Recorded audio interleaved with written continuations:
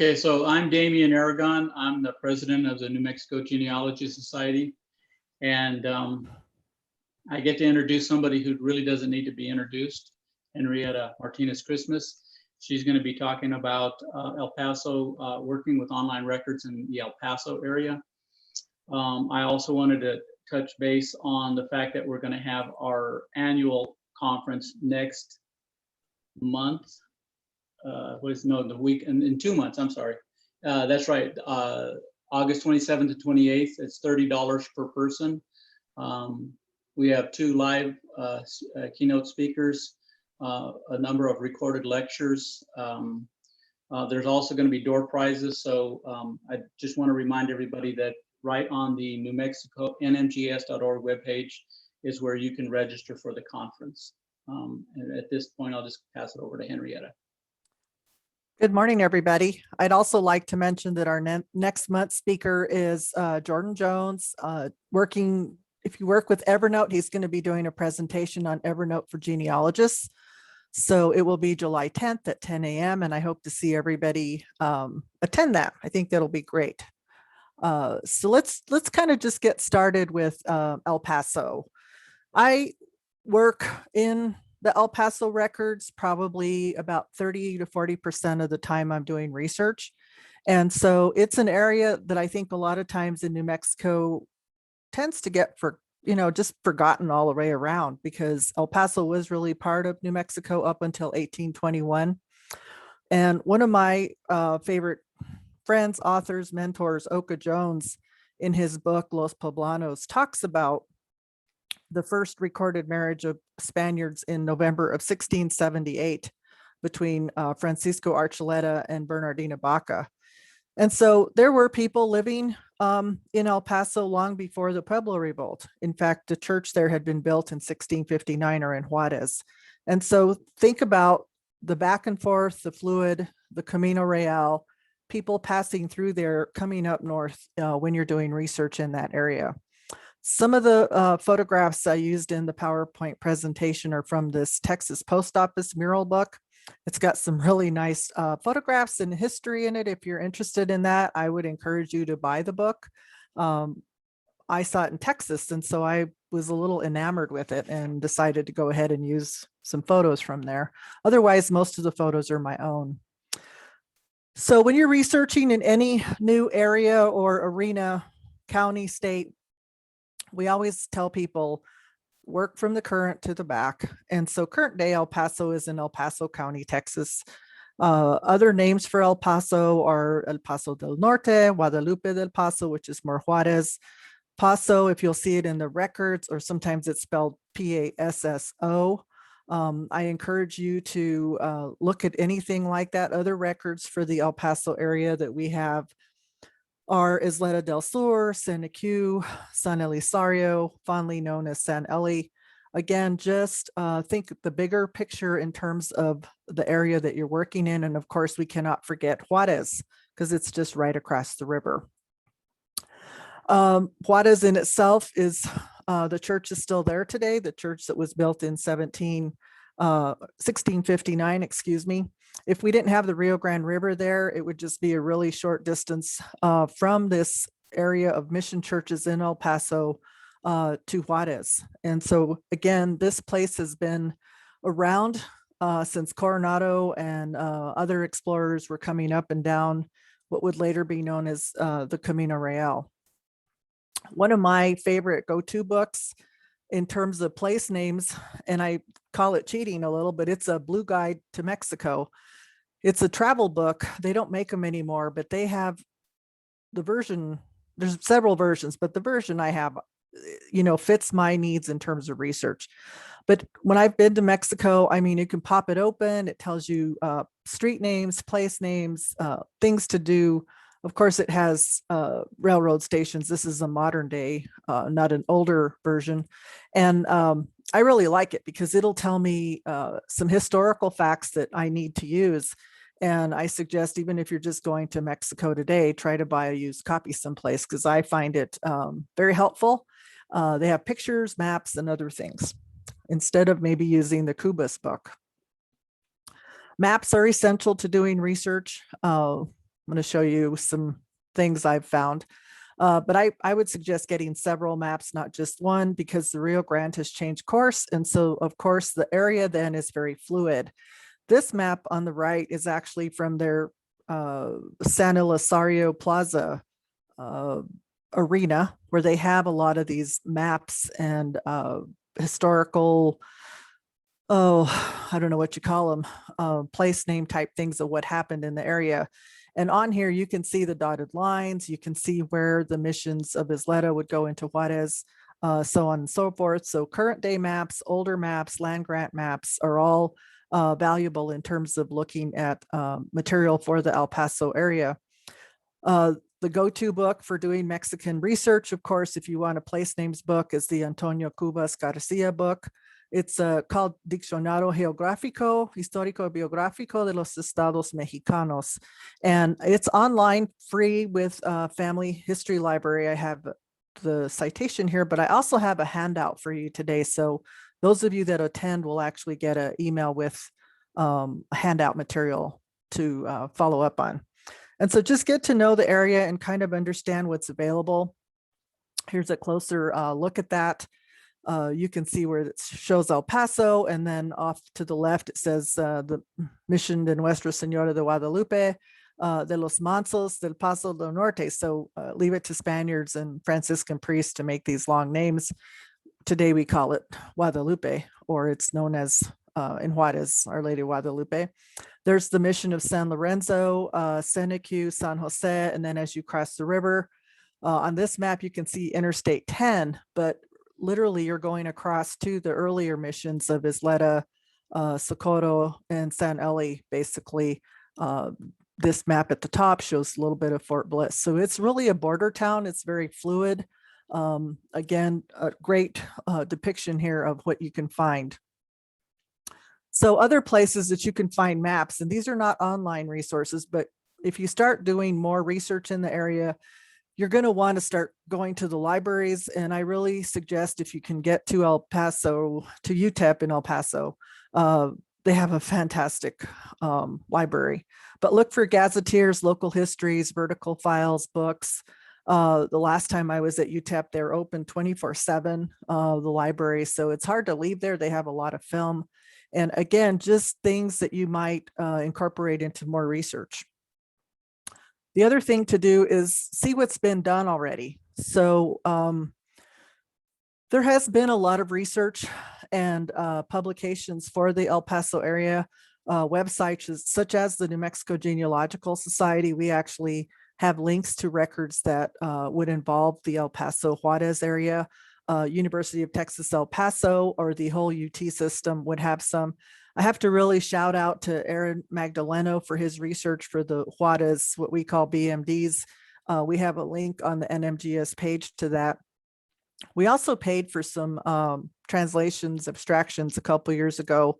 We have a finding aid for Part 2, Reel 6 of the Juarez archives. There are New Mexicans mostly in that film. And if you haven't been to that finding aid to look for your family, you're missing out, because there are a lot of people in there that were actually up and down the Camino Real doing merchant business. El Paso had probably the largest wine industry in that part of the country for centuries, decades, kind of a thing. So, take a look at that. My favorite researcher, I think, who's done the most work in El Paso is actually Dr. Rick Hendricks. So, you can reach out to people and see who has done what, or what manuscripts, books, etc. Marriage investigations for the El Paso Juarez area, we call them all kinds of things: prenuptial investigations, diligencias matrimoniales, they're called informes. Pretty much, I talked to Rick about a month ago. He thinks that all of the DMs, prenups for the El Paso Juarez area have actually been abstracted, if not by Fran Helico Chavez, then by him. So he and John Colligan did 2 prenuptial investigation books, and then they also did another book for HGRC. These are also online. They're linked to the NMGS page. They'll be in your handout. Look at these, study them, and see what kind of information you can really find from marriage investigation. You can sometimes go back 4 generations with your family if you look at them, study them, see what can be found. A lot of them are online. El Juarez has a bunch of them online. And again, you just need to be patient and read them. I mean, there's nothing worse than the laborious tediousness of reading Spanish documents, especially when they're in bad handwriting. This is the book that HGRC published. I'm going to say about 2014, 15. Rick and Rob donated it to HGRC, and it's probably has the last final tidbits of what we call the Catholic Archives of Texas that would hold DMs in there. The Catholic Archives of Texas is actually, according to something I heard recently, filming everything they have for Ancestry. So those materials may come online. And remember, El Paso is part of Texas. So jurisdictionally, those documents would be in the Catholic archives there, not necessarily in New Mexico or over in Juarez. But it's a fantastic book. I suggest going through it, purchasing it, or looking at it at the library. So the other place to find materials for El Paso is at Ancestry.com. They have filmed what we call Sanam 1 and Sanam 2, Spanish Archives, Series 1 and Series 2. Between the two of them, there's, I don't know, over probably 100 or more rolls of film. Most of the material is online. For some reason, when you go in and look for certain land grants or documents, some of them are not there. Not really sure what happened. But you can go in, the top arrow, my yellowish arrow here says New Mexico U.S. Civil Records of New Spain. This is Sanam 1 or Spanish Archives 1. This is where we find all of our wills, land transfers, and all of the land grants. And here it says there's 3,561 images, documents. I'm not really sure what they're talking about there. And then the second one, the bottom one, which is more of a tannish beige mauve color, is, I'm sorry, I have them backwards. So land records are the wills, and then the top one, the yellow one, is Sanam 2. Apologize for that. And so they don't title them like they should. It should say, instead of civil records, it should say Spanish Archives 2. And then the bottom one, land records, should say Spanish Archives 1. Apologize for that. But you can go in and look at the digitized materials. And I'll show you a little tip here. So in the Spanish Archives 2, if I just type in El Paso, 150 items turn up.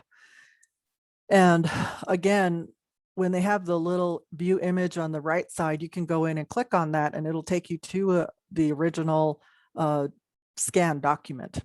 And so there are some things in here that might be of interest to you. There's some Lucero de Godoy stuff, Juan Paez Hurtado, Presidios, there's a militia list, but 150 items. And then if you start putting them in date order, there's actually quite a bit of stuff. There's on this page here, the reason I picked it is there's a lot of material from the 1600s.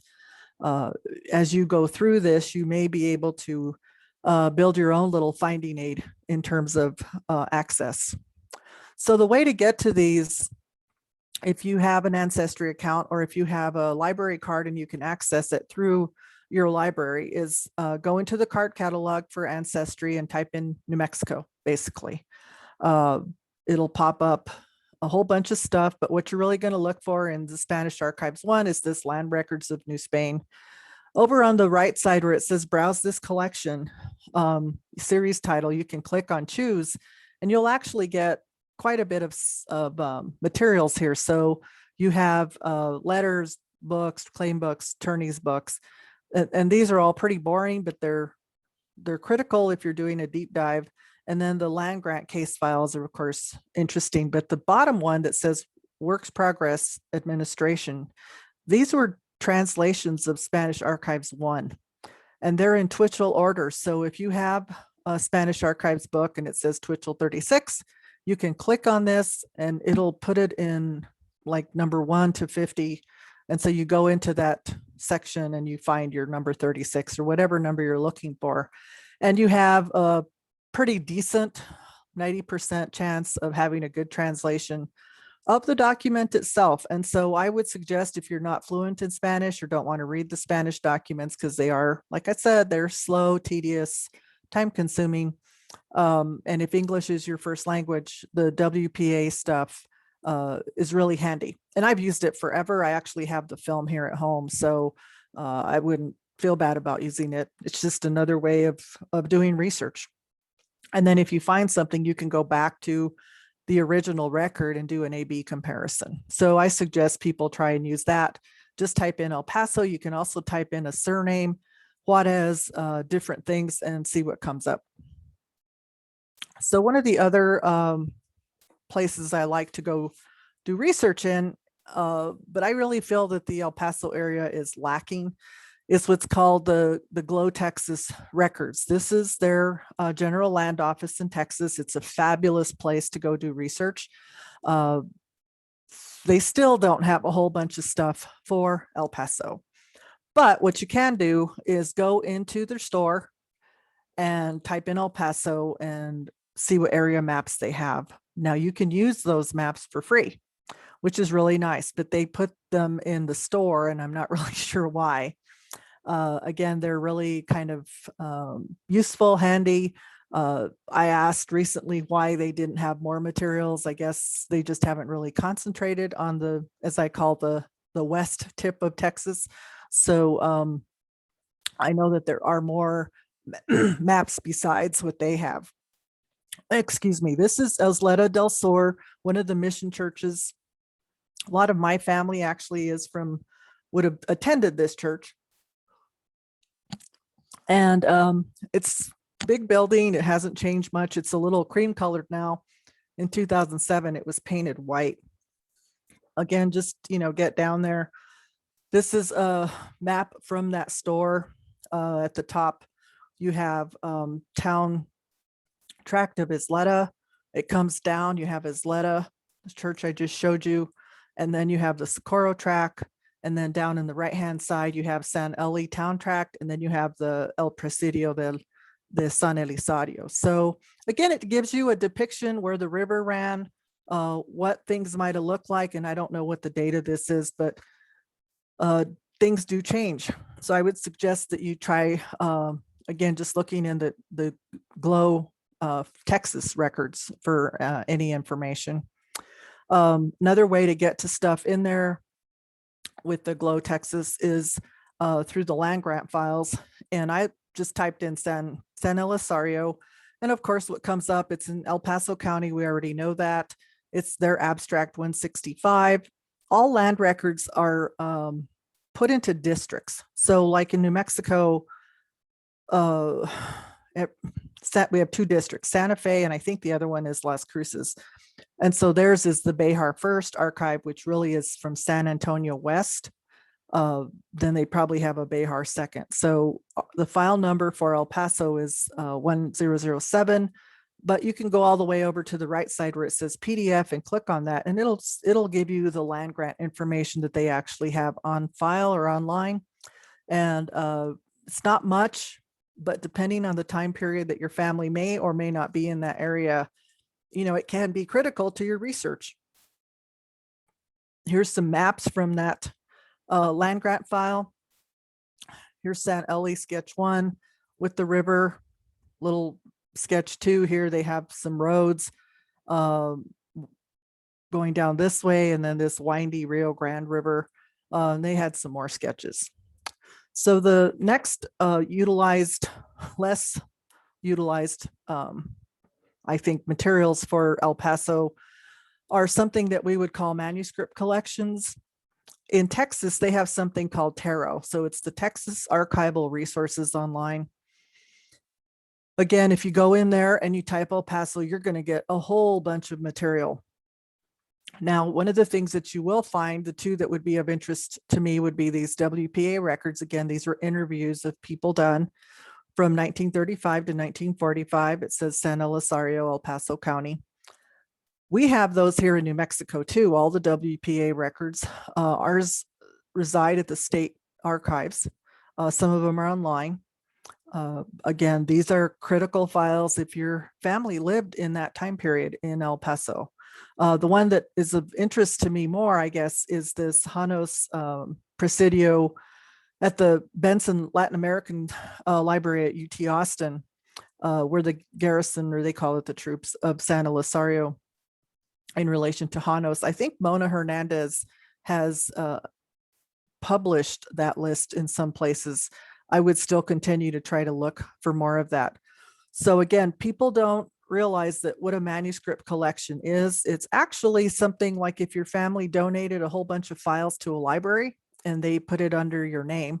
So Juan Chavez's family takes letters, wills, and all these old documents to the state archives, and they put them in a folder with its own little archive. It becomes part of a manuscript collection. It's not really part of these greater Sanam 1, Sanam 2 type of things.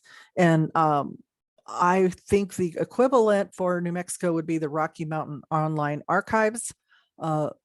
Tarot is actually pretty good. And not everything will be in there, but it's worth taking a look. So the other way to look for materials in the Juarez, El Paso area, obviously, is through Family Search, my best place to send people to. Most people go in, they go to the catalog, they type in a place name. In this case, it's El Paso, Texas, United States. I always click online because we've been shut down for a while. I can't really go to the Salt Lake City library. But check online, and you'll end up getting some materials that will surface for that name, and it's not much. So it'll have some notes. El Paso was created in 1850 from Behar, Texas. Go figure why their land records are in Behar, District 1. The county seat, San Eli from 1850 to 1866. Then they have Isleta, more San Elizario, more Isleta, and then today, present day El Paso. They tell you where it's part of, and then all of these little towns, and then of course the census information. Fabens is actually an old town that dates back to the San Eli Socorro Isleta days. Tornillo is another name that you'll see. But these censuses are not online. They are a book. So if you click on that, they're going to send you to a book that you can look at if you go to the Salt Lake City Library. They have the book at El Paso at UTEP, and I'm sure they have it in a few other places. But this is one way of looking for stuff. The way I prefer to look for things when I'm researching in a new area is under keyword search. So I would type in El Paso, Texas, again online, and in this case 672 items came up that I can start clicking through or eliminating or putting on a research list that I want to go through and just take a look and see what's there. I mean, they have parish registers, they have manifests for aliens. A lot of that stuff is now popping up, guides to El Paso, Texas. And so I would suggest that when you do, again, a dive into El Paso or any new area, that you do a keyword search and see what kind of materials come up. I actually even saw something in California for El Paso that's part of the 672 vast items of things that you could start looking at. So, utilize those types of things. They also have a surname search. You can type that in, titles or authors. But I think starting with just the broader El Paso area type thing is better in this case.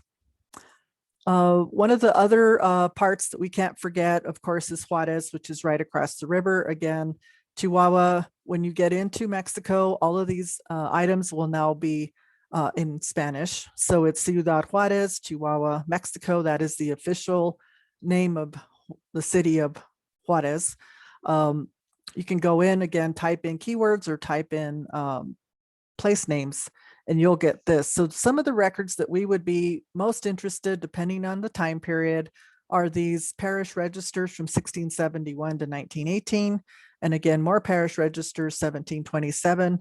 I would look at the difference here is this is the archive, the Diocese Archive of Ciudad Juarez, and this one is in the Diocese of Chihuahua. So they could be a little different. They are different. And again, I would look at Aaron Magdaleno's materials before you start going through these. they're not too bad, but there's parts of them that are not great. And then I find that a lot of New Mexicans that ended up down in the Juarez, El Paso area, if they're from New Mexico, they may be across the river in El Paso and go to like St. Patrick's Church. Again, this is a jurisdiction type of thing. The El Paso Records, the jurisdiction for them actually goes all the way into Las Cruces, the little town of Doña Ana, across the whole southern border of New Mexico. When you start looking at those records, it will say the Archdiocese of El Paso. So again, keep in mind what diocese you're in, because that's where the Archbishop would have been located. These later ones here, 1927 to 1957, are in the Chihuahua Diocese. So we only have the one that was in Juarez, and then everything else switches over. So don't forget this. Those of you that, this is a picture I took in 2007 of the Church of Our Lady Nuestra Señora de Guadalupe. Was founded by Fray Garcia de San Francisco y Zúñiga. It is on the right bank of the Rio Grande, December 8, 1659. It's pretty cool. The sec is still there. A lot of the typical Mexican churches have this left on the left here, the spire that goes up and where the bell tower is. And so a lot of our ancestors would have probably utilized that church. It was, again, part of the whole mission system down in that area. And, you know, they were using it for Manso Indians, for the mestizos, the Spanish settlers, anybody that would have been in that area. And so that's probably my best picture of it, but better than nothing. Something else with the El Paso records that I have found is not everything is what it says it is. So this film, and it will be in your handout, 11-62467, is titled Parish Records. But when I went through, there's actually, in this case, you can click on this in your handout, and then starting with image 6, it's marriages. And then there's the census. And then something you can use for like a substitute census would be a communion list or a confession list. In 1818, 1820, and 1821 are about the same. They're kind of more census church records. 1822 to 1824 are people that belong to the parish, which you could also utilize as a substitute census record. 1823, and it's not long, it's 439 to 41, but it's just the church documents. In Spanish, we might call la fábrica de la iglesia. So again, things that pertain to the church, I would still look through it. Your ancestors may be in there. And then, of course, my favorite, people that owe funds to the church, starts at image 497. I put some little cheat sheets in here so you can just hit Control, Enter, and go right to it in Family Search.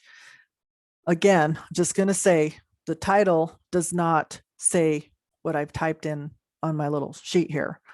And I have a lot of documents, films that I've been through, that I start just creating my own little finding aid. Because if I know I'm going to go back in there, I want to know exactly even where years may begin. So if I'm working in the 1700s, it starts, I may have something for 1710 to 1715, 1715 to 1720 with image numbers in Family Search. I used to do this with the Archdiocese film too. So I've got a mishmash of material, but this will be in your handout for those of you that want to utilize that.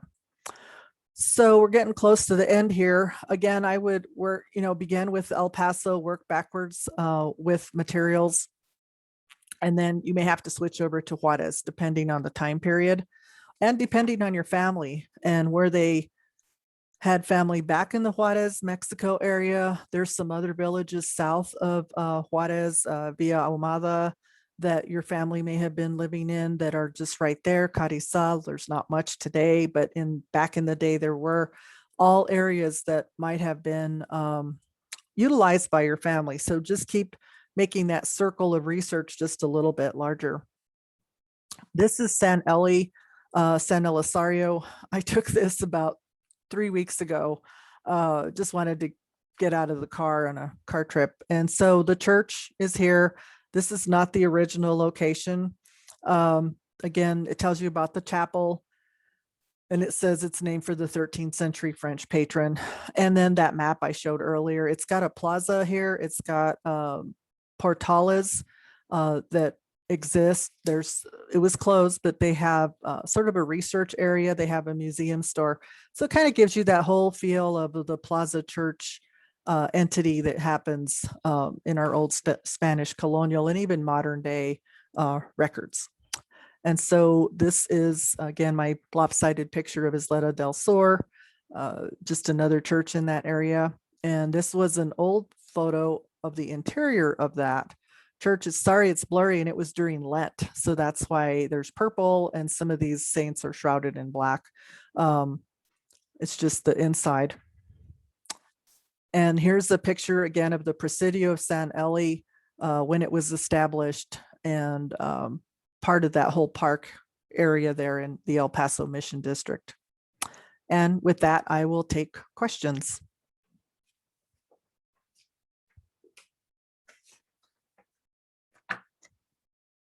So Jordan, are you on? I'm on, so people can raise their hand, as I think Ariane Paul has done that, so I'm going to allow her to talk. Okay, I just stopped my share so you can see in my dirty office. Good morning, Henrietta. I met Hi. you at one of the GSHA conferences.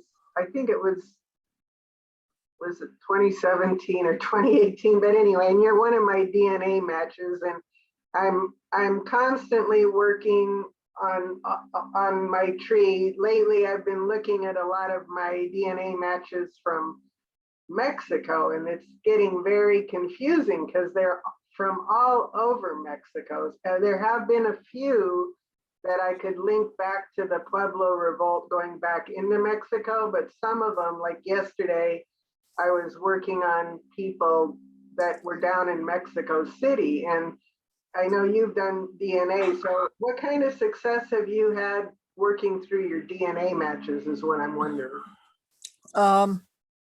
Mine is, I'm a kind of a now what type of person.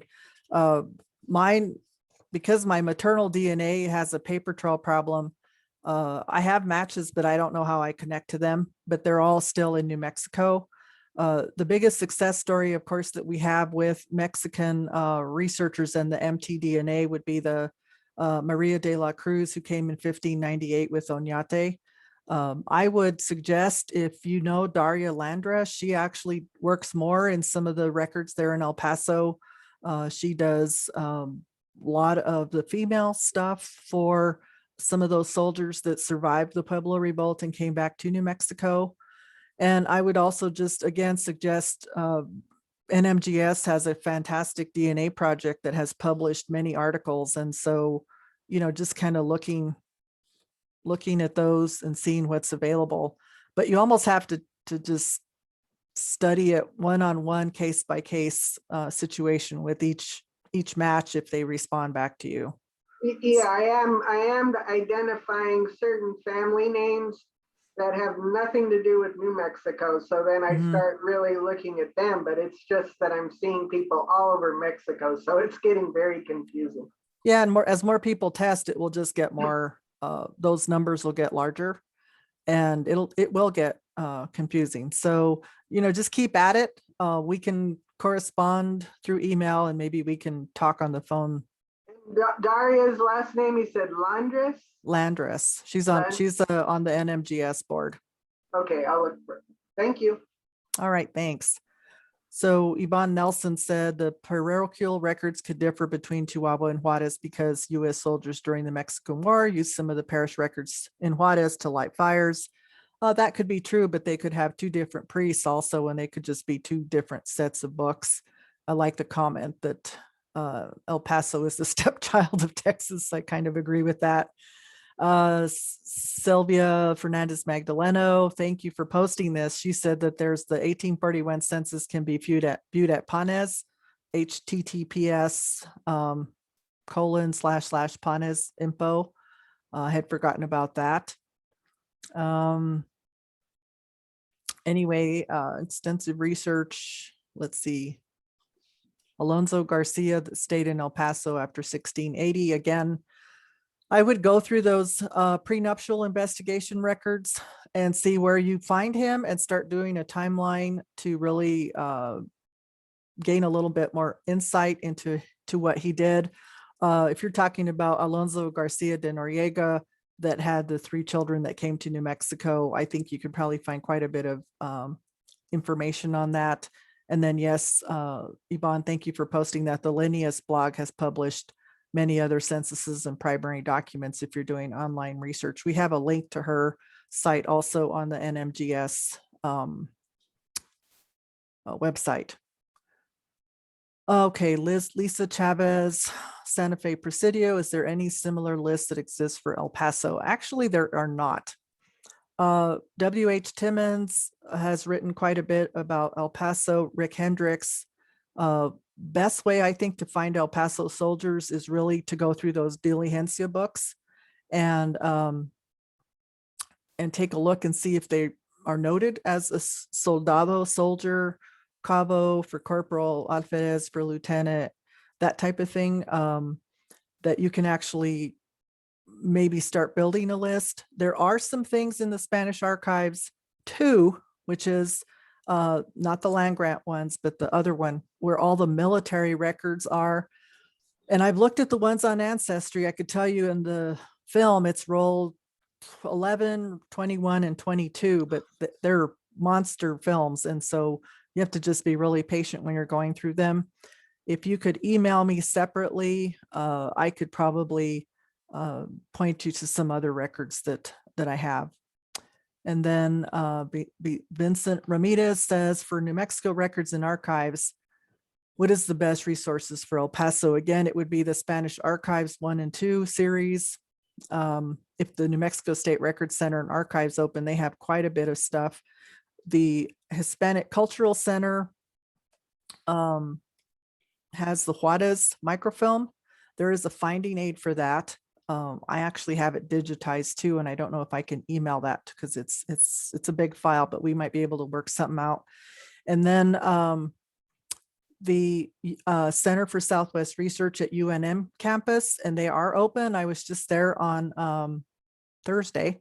You can make an appointment to go in, and you can go through their finding aids. They have a whole bunch of material in films, in boxes, in books. And so I would look there too. And then if you get, that's not enough, email me and I'll give you some more stuff to look at.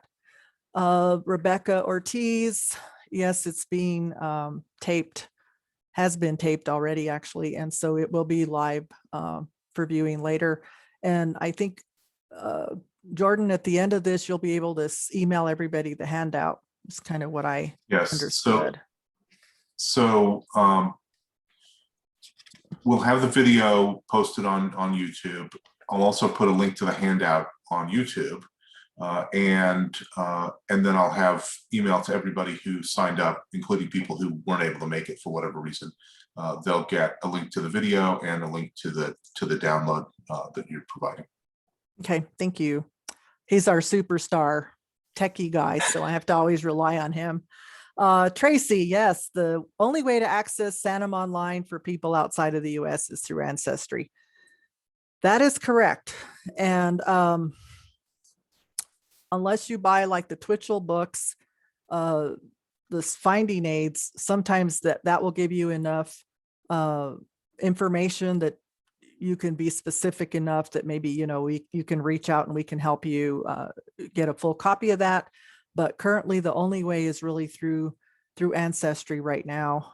Christine Wakefield, is there a version of the Twitchell records you recommend for research? I think what I showed you online for Ancestry with the WPA records is actually the best.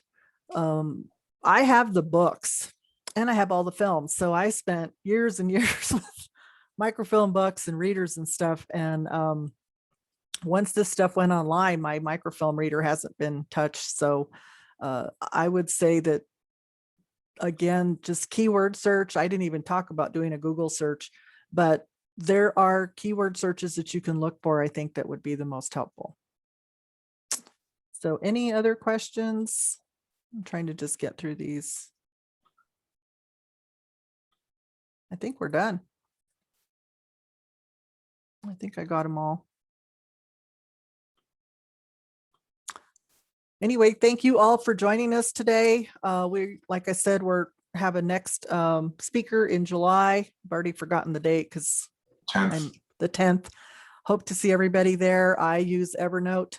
I think it's a fantastic tool, especially when you're doing research logs or specifically working on a project that you have to move around quite a bit or you want to put away for a while. It's a good way to leave breadcrumbs for yourself. So I hope you all join us next month. Again, thank you for spending some time with us this morning. And I hope you all sign up for our virtual conference. And with that, we will leave you. Thank you again.